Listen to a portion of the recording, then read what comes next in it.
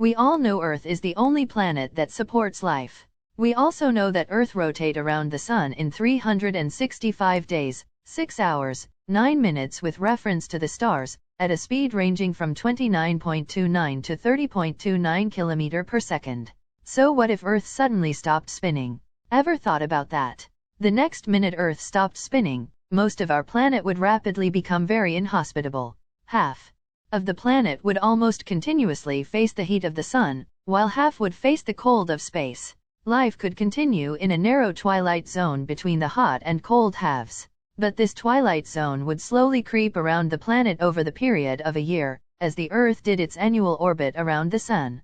To make it easier to work out what would happen, let's pretend the oceans don't freeze on the cold side, or evaporate on the hot side. And let's look only at centrifugal force, which should really be called centripetal force. Over several billion years, this force, which effectively pushes outwards, has made the planet a bit fatter around the middle. So the diameter of the Earth measured through the equator is today about 21.4 kilometers more than the diameter of the Earth measured through the poles. But this bulge in the solid Earth took billions of years to slowly develop. This is because the solid matter moved only very slowly in response.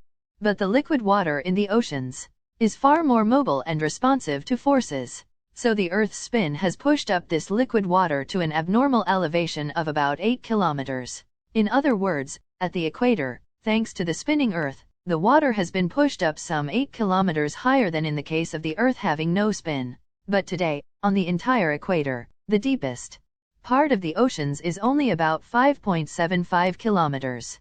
So take away the spin and you take away all water at the equator's far more mobile and responsive. Now it's not just the spin of the Earth that has given us today's 8-kilometer high bulge of water at the equator. The other factor is gravity. The poles are about 10 kilometers closer to the center of the Earth than the equator, so the gravity is ever so slightly stronger at the poles. This would be another factor drawing the water away from the equator. Our spinning Earth is in fact slowing down. Billions of years in the past, the faster spinning Earth had a bigger bulge around the equator, and billions of years in the future, the slowed down Earth will have a smaller bulge, and will be closer to a sphere. In fact, this slowing of the spin is why we have to add an extra second into our clocks every 500 days or so. I'll talk more about that in the upcoming videos. Enjoyed our video? Please share this video to your friends and family.